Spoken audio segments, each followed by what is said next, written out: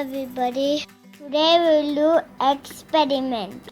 It is called lava lamp.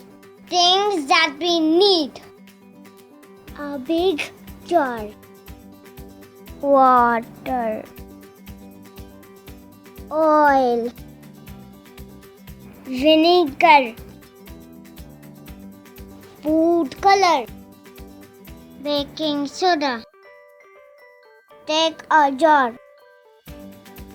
put water, put oil,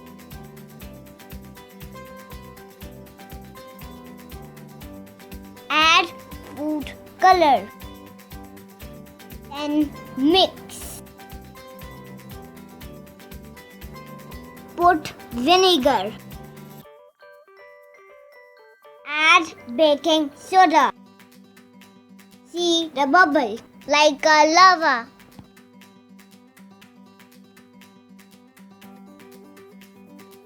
Also, don't forget to check out our friend's Facebook page, Create Crate.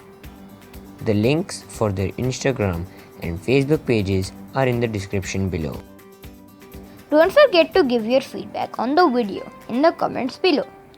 Also comment what our next video should be about. Please hit the like button and also click the subscribe button if you haven't. Have a good day. Thank you.